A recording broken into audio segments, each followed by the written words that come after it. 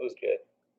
Did we make it through most of it? I heard an estimate that it was like around 13 hours worth of work this week, which was that's great. That's what I'm shooting for. Because, 3 weeks at a time. But how did you guys do? It was alright. We could handle it. Yeah. How about you, Red? It was a lot. Yeah, it's a lot. I know. Summer's hard. Cool. We have good turnout. Okay. I gave her all the information I got. I said, you know what? I said, I get Macy. I already got a copy of it in my computer. Tell her I got before. Did you do the state? I said the state said the same thing. I told her. I said, Have haven't so far, please check in the chat box so I can throw you some extra points. We'll just wait a couple more minutes and then start kind of rolling over the top of what we covered. And what I'd love to hear from you guys are like, what were the videos that you most loved? What were the readings that were most either interesting to you or difficult and like you want to spend some time diving into them or you're not sure why they applied? And just anything you guys want to talk about, but I'll start with a little intro blurb. Hi Kiani, welcome. All right, let me set up my page so we can watch out. Okay.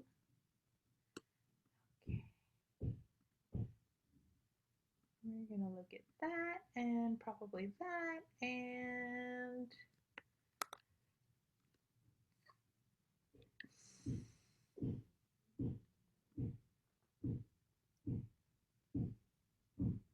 not that.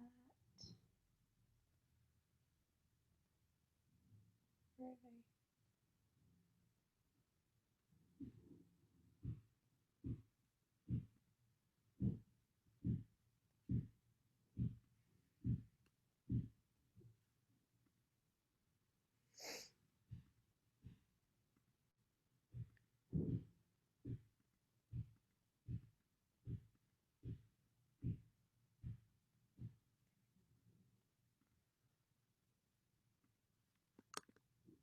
Okay. Hi Keely. Hi Alyssa. Hey Jay. Hello Ronak. Erica Muhammad. Yay, humans. All right, guys. I think I'm gonna get you that way. So, welcome. Did we live or did we all die? Mixed results. Mixed results. Okay, that's surviving. I can go with that. So what I wanted to do today to start with is just to kind of do a little bit of a survey just to remind us what we're all going to talk about, and then watch a couple of little video clips and just get you guys to talk about that subject a little bit, and then show you some other resources that I gathered, and then let you guys hash it out. Yeah?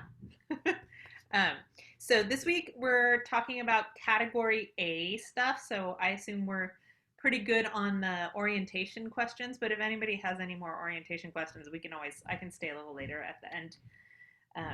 So I'm going to share my screen for a bit.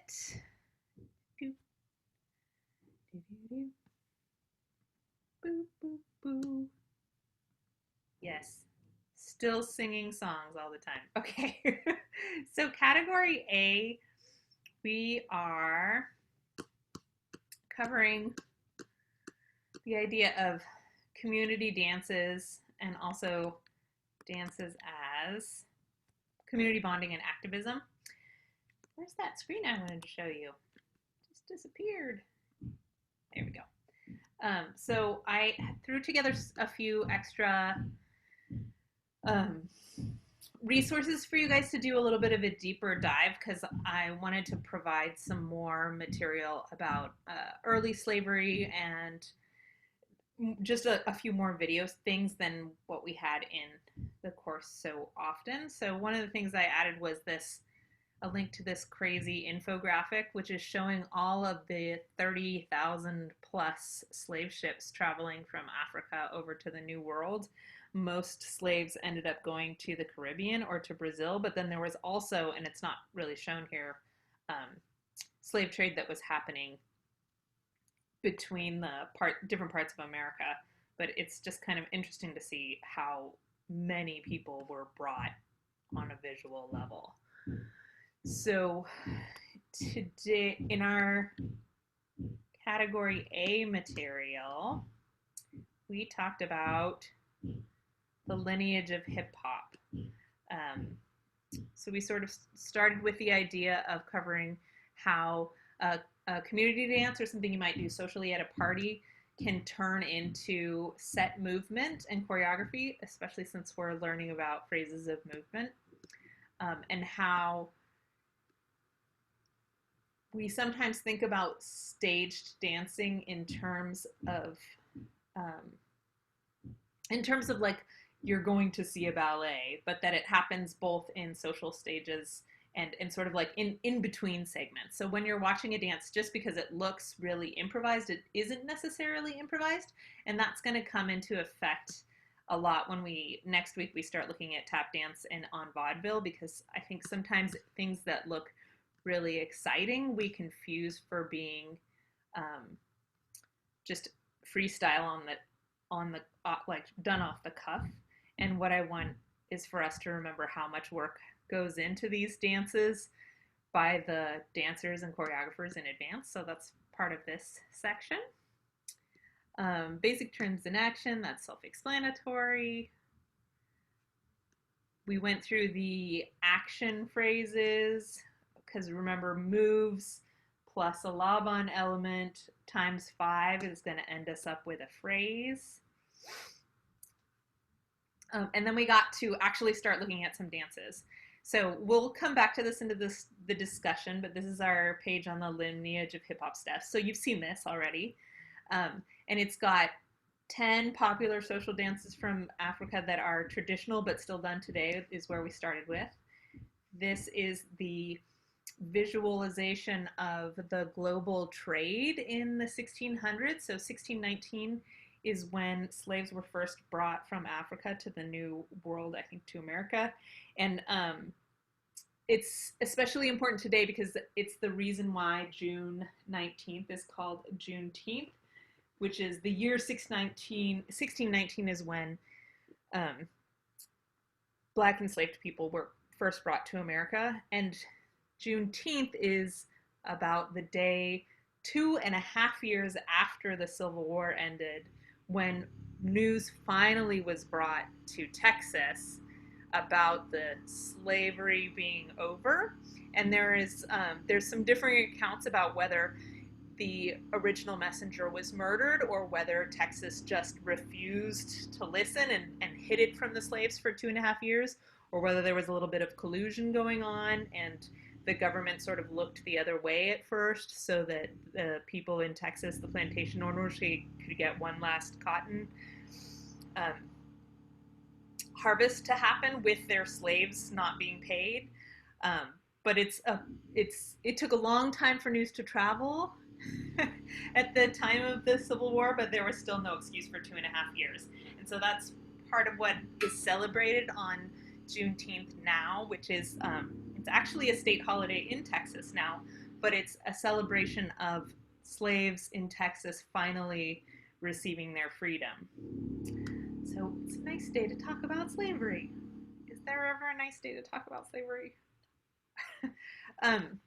Moving on to the dance part, which is exciting. Some of the original dances that were done in America, and this is both throughout slavery and out afterwards. So we're kind of looking here at from 17th century, which would be late 1600s, 1700s, and up until the late 1800s. So the next section we're going to talk about sort of 1890s and into the early 20s. So here we have the buck, wing, and jig dances, and I think my favorite explanation of that, is it on this page? It's not on this page.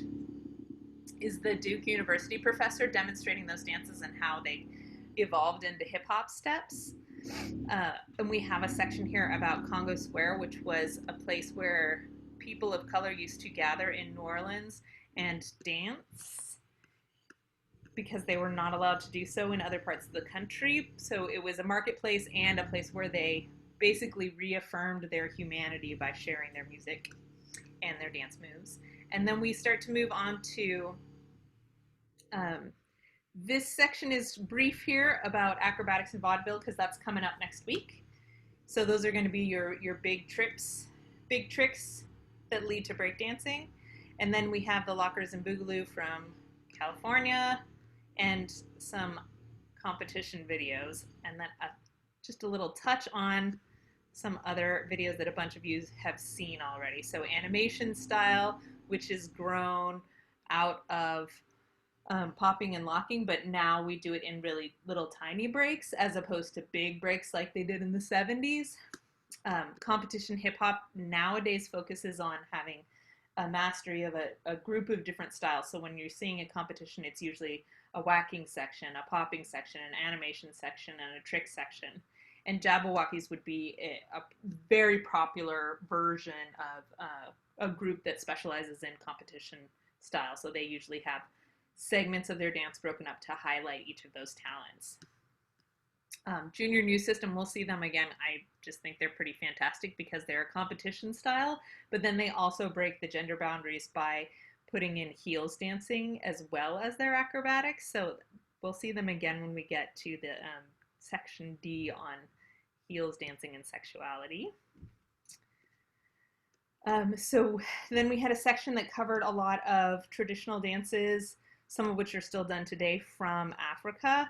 And the Mutwashi dances, I'm really excited about because we'll come back to those again later in the semester. But all of the hip movements and the idea that moving the pelvis was to Western Eurocentric cultures extremely sexual, but you can sort of see in these different videos how different communities don't see them as sexual.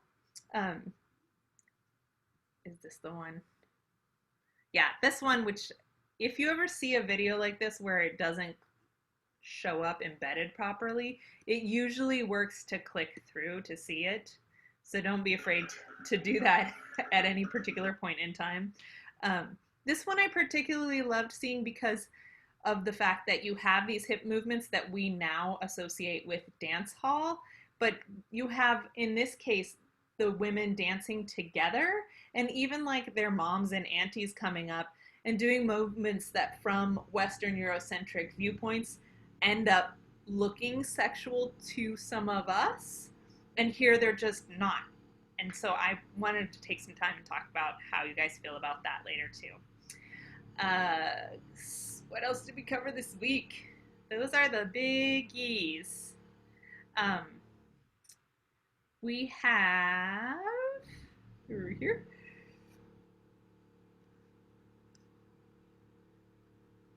Some conversation about the early dances that relate to African culture in terms of spirituality.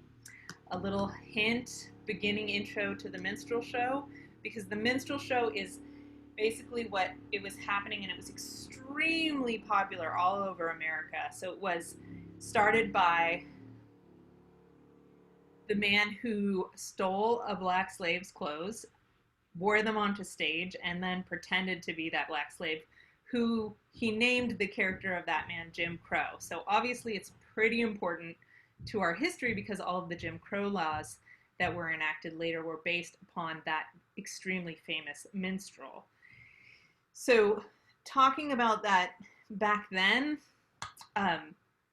is very complicated because, of course, there's the white people who are appropriating what they see as plantation life.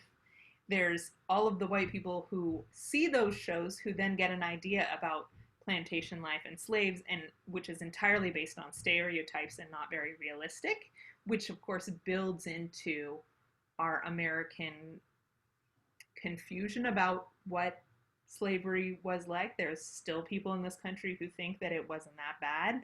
And the minstrel show is sort of the historical beginnings of that whitewashing what really happened there.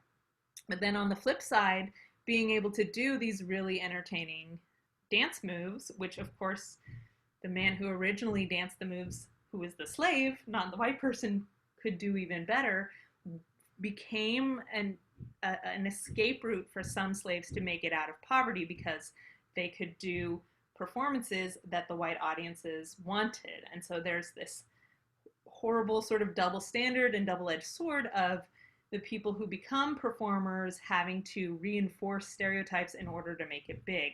And that is part of what Master Juba was about. So we talk a little bit about the term patent Juba in this video here, and it's talking about the body percussion that Master Juba did and brought all over on tour around America. But also important to know is that the body percussion evolved because of laws restricting slave culture, because the white plantation owners were afraid that the drumming, which they saw as coming from the African tradition, because there was community drumming with the dancing as we saw in those traditional African dance videos, the slave owners and plantation owners used to think that drumming was a way of organizing for the slaves to have an uprising. And so they banned it. And so patting Juba, as it were, is about making percussion on your body, and that became part of the dancing in response to the oppression from the slave owners. So that's that section. We have a moment here about Chicago's World's Fair, and this is related to the idea of minstrelsy in that you can see that because of, especially in the Chicago World's Fair, what happened was colonialism was really taking off. And so they had this whole strip called The White City that showed all of the Western Eurocentric technology. And then when you got out of that fancy part, because of course they would build a whole city for the World's Fair, then there was sort of this international section that was significantly less upkept. And they had installations in that area that were supposed to be anthropological, where they would sort of rebuild architecture and street scenes from colonized countries, including the colonies that America had, and also including dancers and performers who both were and weren't authentic. But of course, if you were just a white Victorian person showing up, you would assume that that's exactly authentic, even though it's like, you know, Schrodinger's cat, or once you take something out of context and put it on a stage, it's immediately not as authentic as it was when it existed in basic life.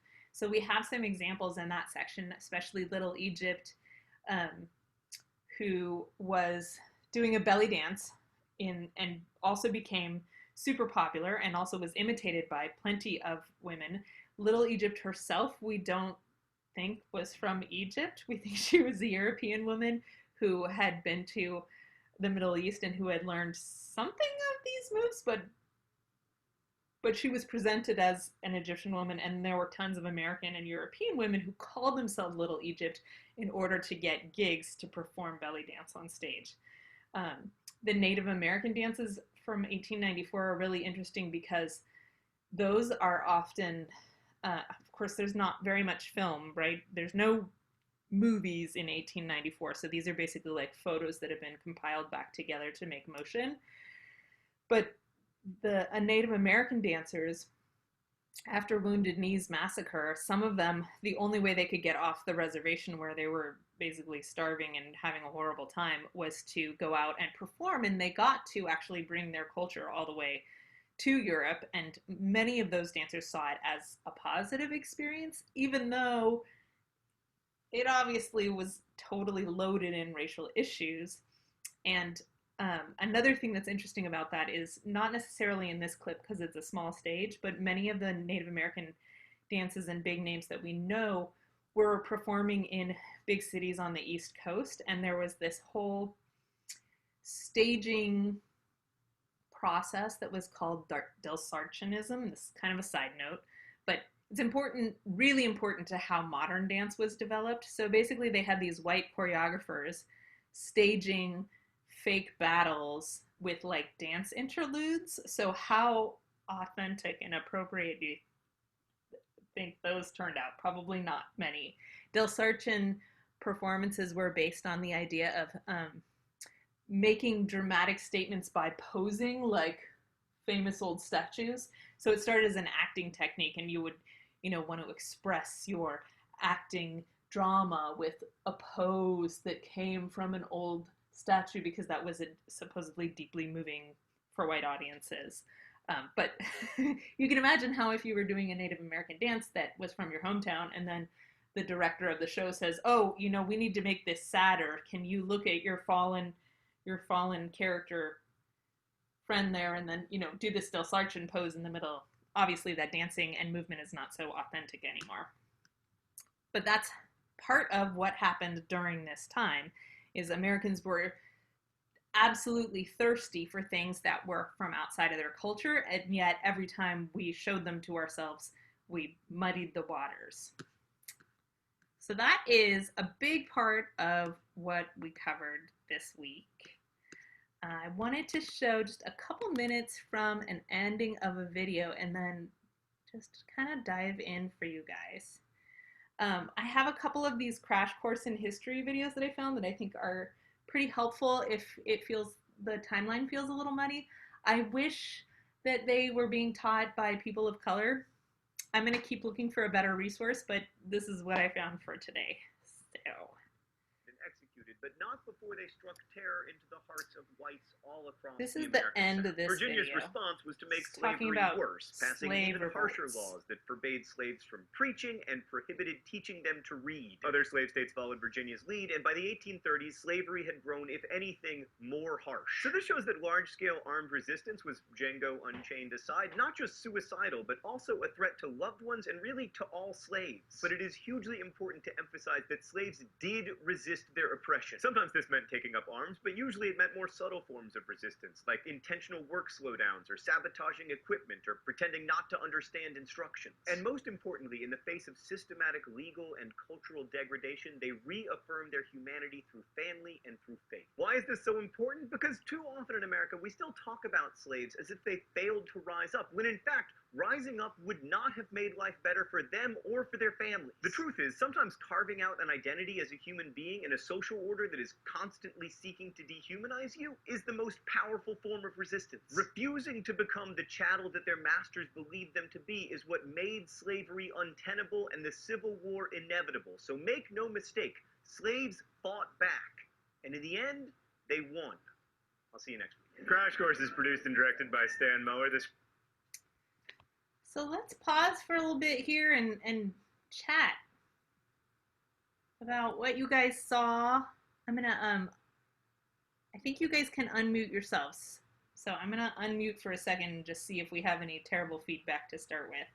But I'd really like to hear what you got, what you thought was missing, and just anything that you guys want to talk about. I'd love to hear you talk about how it hits you, the idea that dancing with your friends and colleagues can be an act of resistance.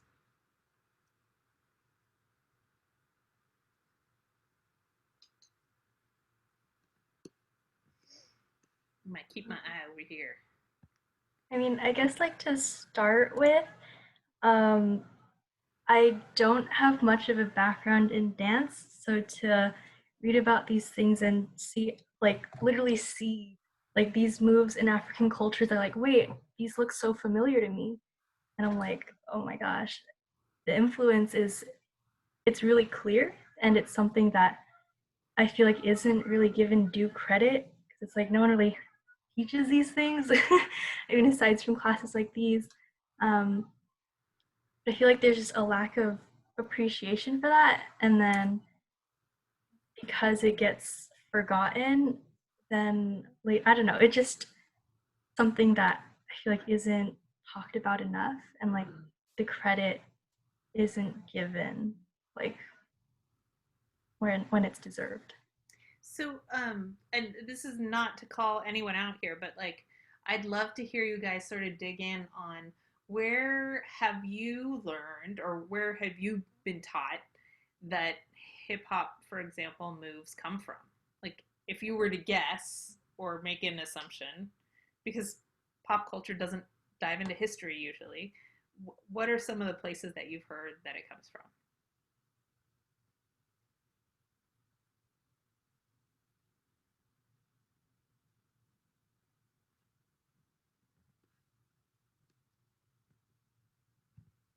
Oh, I saw Mohammed unmuted for a second. How about you? Kiani, any, there's no wrong answers here.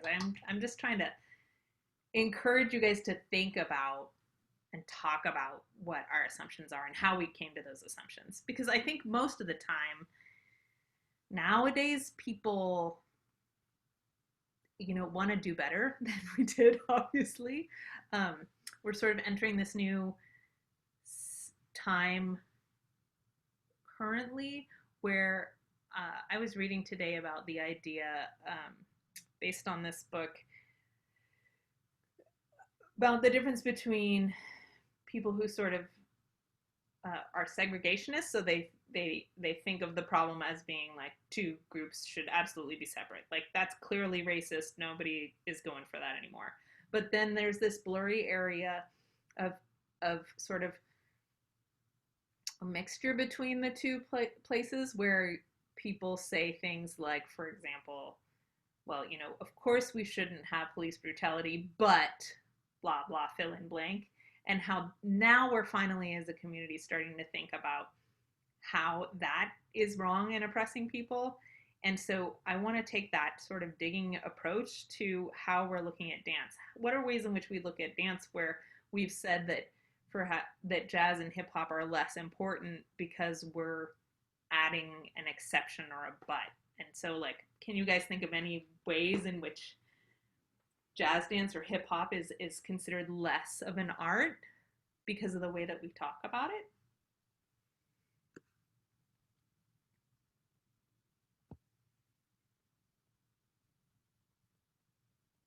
Can I say something? Yes, please. So I guess for hip hop in general, like I always like knew that it was there and like it's like a big part of Black culture. Um, but like I never like no one really like talked about like the history. So had you gotten a chance to see videos of people in Africa dancing these dances before? No. And were there any that really stood out to you as like particularly related to a favorite modern dance? I mean, dance that's happening right now. I try not to say modern because there's a whole modern group over there. But did anything in particular, like for me, the really big mind blower was seeing those Mutwashi movements and like relating them to pop videos now that I have loved. Was there anything in that list that really struck home to you? Not really, but it was just really interesting to see. Did it make you feel differently about, I don't know, feeling good about that contribution and like how much has got into it? Anybody?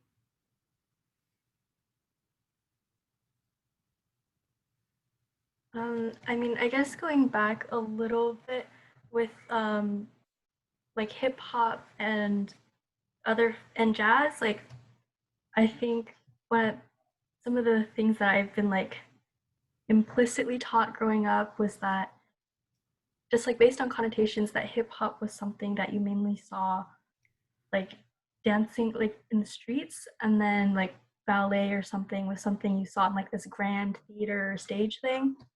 And I think that like implicitly teaches like one is considered more valuable than the other. And for like a specific dance, I don't know how to pronounce it, but it's the first one under community and vernacular dances. I'm not sure how to pronounce that. Probably don't know how to pronounce it correctly either. Community and vernacular dances. Let me sneak over there.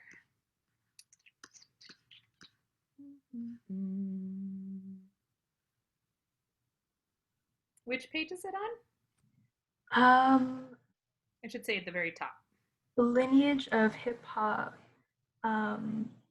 African community dances. Okay, so the next.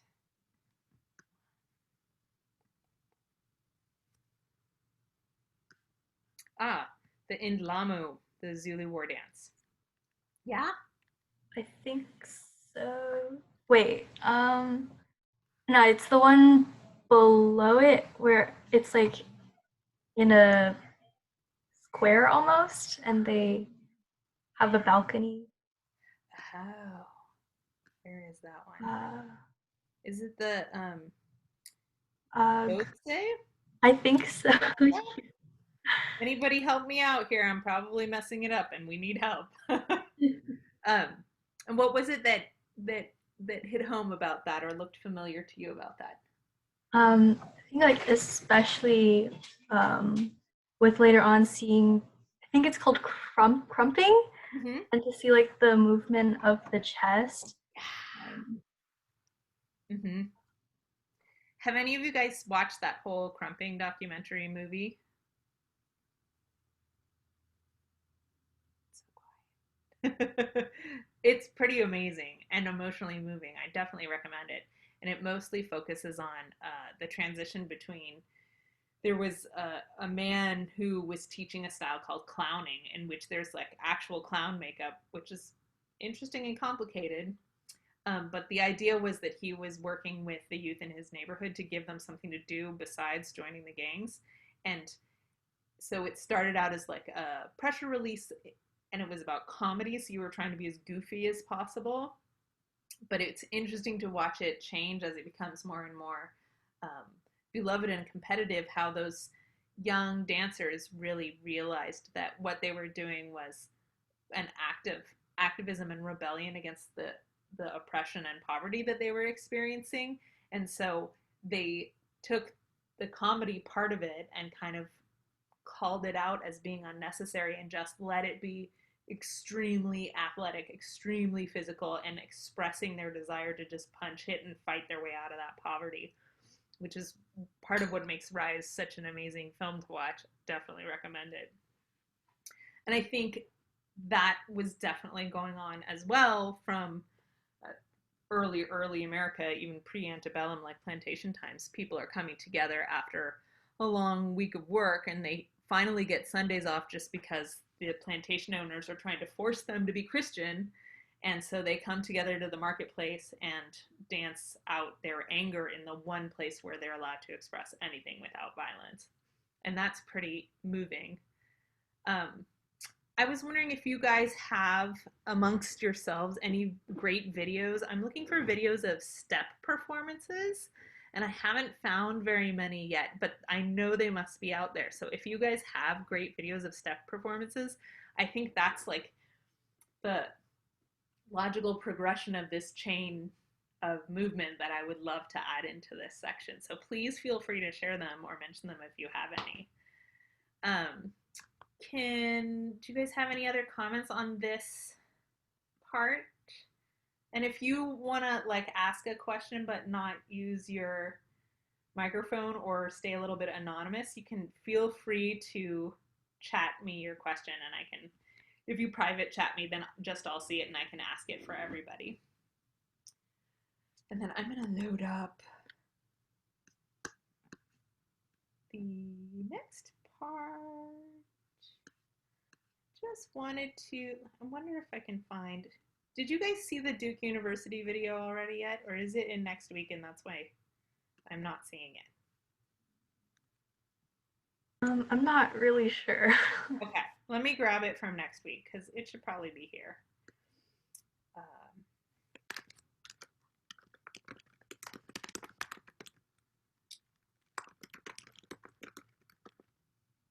That's the one. Let's take a look at this real quick. Screen share. Yes. Mohammed, I would love it if you would talk about that as an example. I'll pause this for a second. I don't really know too much about tinkling, but I read in the discussion, someone was talking about it, and I really enjoyed watching the dance. Yeah. Yeah. What are some other, I mean, maybe this is a great place to pause for a second and talk about what dances maybe from your family's background or from outside of that that you can think of that might have been a similar example of a community coming together to feel like this is who we are, and that making that statement is a way to stand up to oppression.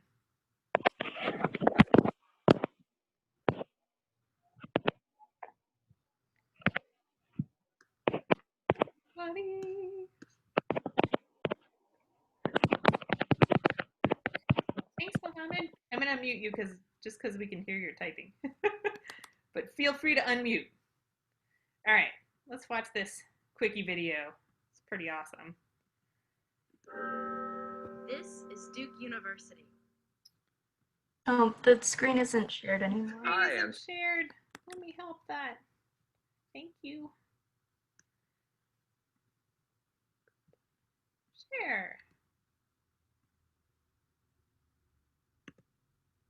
France, a professor in African and African American Studies and Dance here at Duke University. And today I wanted to talk about African American social dances and how they emerged from this sort of trilogy of dance forms that came about in the 19th century. So Black social dances in the Americas, we have to remember, have really had huge influence the world over. And they developed after the Middle Passage, when African Americans had to figure out ways to kind of be outside of the controlling eye of the clergy. A lot of these dances were forms that were restricted by white slaveholders who were really only interested in dances that were easily identified as being Christian movement. So there were three kinds of dances that emerged in the 19th century that become very important. And these are buck dances, wing dances, and jigs. So buck dances were forms that were very, very percussive and weighted down into the foot.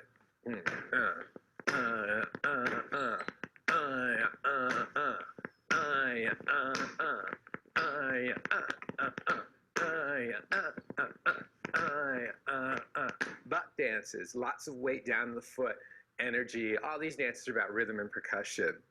Now, wing dances are really important and have a lot more kind of visibility in the 20th century and into the 21st century. Wing dances are dances where you literally flap parts of your body like as if they were wings. So these are all the dances that kind of get down here like this with the knees.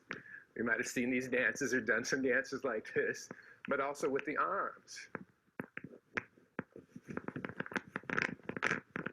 So you see how a wing dance, maybe 150 years later, can become part of maybe popping. The third form that emerged in the 19th century were called jigs. Jigs are dances that had lots and lots of energy and lots of velocity.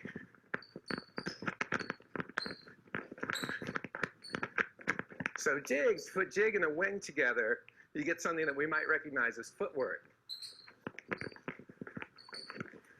Or something we might recognize as the Charleston, or the Kid and Play.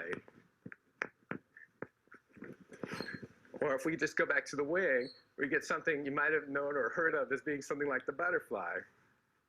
So these dances really have the same kind of root from the 19th century, and that's Black social dances. I'm Tommy DeFrance. Produced. So what did you see any dance moves there? I love that video because it reminds me of things like from like 90s dances in particular. So I remember like the winging of the knees together with the mutwashi, like forward and back movement of the hips, turns into the Tootsie Roll in my mind. And like the winging of the arms relates to whacking nowadays. What other things did you guys see in any of the videos that relate to dances that you have done or have seen in the last 20, 30 years?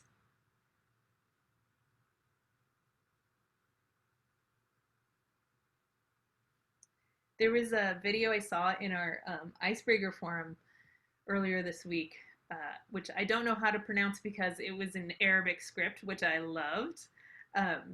but it was either Raif or Mohammed, I think maybe knows what it is, because I think you guys were both talking about it. But it was the series of men, and they were moving together and hopping with the blades in their hands. And it reminded me sort of the way that many community dances have a formation change that involves staying in a line. Like even the electric slide does that. In the Cupid Shuffle, for example, you get people who end up in a line and moving together, which is like an element of dance that I think is interesting to see in different cultures, that line dance. What do you guys think? Anything?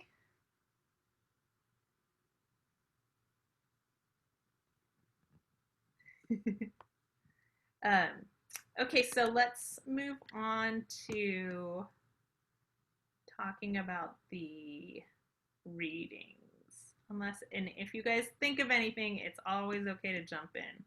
So I wanted to talk to you guys about this beginning reading from the New Jim Crow and see what your thoughts were about thinking about slavery in America as having been the beginning of the institution of racism in a way that was different than before, and whether thinking about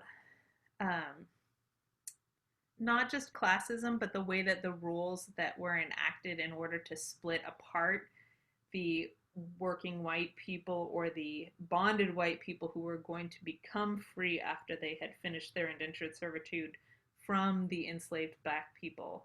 If you feel like there are some elements there in which that still plays out, or if it was new information to you that those two groups didn't used to be so separate, and that it was actually the systematic institutionalization of racism that made the problem worse, and how that still is going on today in our politics. There's no wrong answers here, just like your thoughts or emotional reactions would be great to hear. Was anybody like super upset to read about that? Is it just Florence and I? Can we get a check-in over here in the chat, folks? Because if you're feeling uncomfortable talking about it, I need help to make you more comfortable. But if you're multitasking, then that will let us know that you're just multitasking. So please check in the chat. Which part are you looking at, Alyssa? Hi, Mohammed. Thanks for your comment earlier.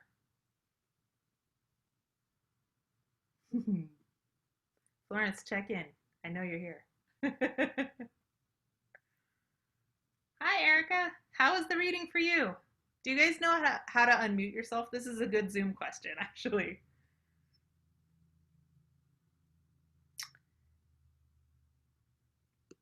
So can you guys give us some feedback about whether you see in the new Jim Crow writing, whether you see the way that institutional laws are dividing us by racism?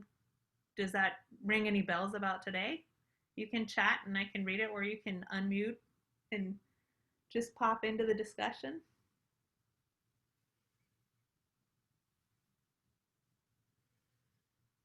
I mean, I guess like to start, I think Bacon, right? Nathaniel Bacon. It's just like a play-by-play of what I was thinking. It was kind of like heartening to hear at first, like that there was this initial attempt to like really come together and better the situation for both like African Americans and then also like for white people, where they were both oppressed groups and were trying to fight for a better situation. But then afterwards, it was kind of like, oh, right, like then they were kind of divided again, and it was, I feel like the fabrication almost of of a division in order to make sure that they wouldn't come together again, because at the end of it, it's really like these very big, rich, I think, plantation owners who were taking advantage of both of these groups. But then, in order to make sure that they wouldn't come together again, they're like, oh, well, but you guys are just too different. Like, oh no. Mm-hmm. Yeah. Yeah. Kiani, I saw your mute come off for a second. Did you have a comment?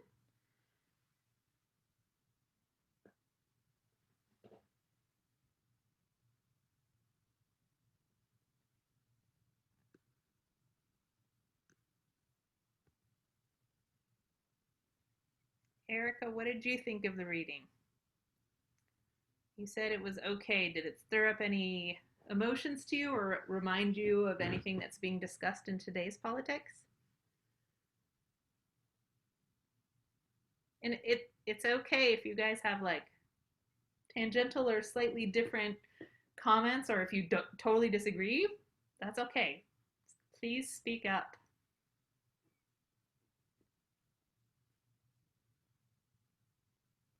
Oh no, poor Kiani. Sorry you keep getting booted from the offline. Did you have a comment there? No? Just remuting yourself as you came back in? So we've got about 10 more minutes. Do you guys have questions about any of the reading or how it relates to the dance videos we saw? Or something that you feel like you really wanted to see more of would also be some great feedback. I was just wondering for like the dance lineages, like how much of that we would have to know, like if it's everything like play like, oh, this dance specifically corresponds to this one now, or like if there's certain ones we should focus more on. I think my goal with showing you all of that stuff is to let you know that that list is there and that it's incomplete. And then as we move on from here, so next week we're going to look at we're going to focus about lots of really big movement like breakdancing, and we're going to talk more about the racial stereotypes in Jim Crow era and also in minstrelsy. So because we're going to focus on big movement such as the Nicholas Brothers, breakdancing, and circus acrobatics, you're going to, when we start watching these more those videos, you're going to remember for example, the Indlamu Zumu dance movements. And so it might be interesting then, like after watching the Nicholas Brothers, to come back to that video and be like, oh, look at those high kicks are the same, or oh, look at that downward buck dancing element that you can see in the buck dance demonstration and also in the Zulu dance and also in some of these movements from the Nicholas Brothers. So do you have to memorize them all right now? No, but I would love it if you come back, and if you're watching a video in the next couple of weeks and something seems familiar, to try and come back and gather a name or two from one of the steps from the African traditional dances. Because when you write in your midterm, for example, you're definitely going to want to be able to name some of those original dances. There's so many of them. It would be awesome if we knew all of them, because then I think we would really have that sense of where these dances come from. But for now, get a little gist and then know that you can go back to them so that when you're studying, you can reference them in your essay. That's the goal. Okay, thanks. Good question. Anybody else? Questions? Requests? Okay. Groovy. So my plan for the rest of today is to sort of tidy up next week's readings and videos.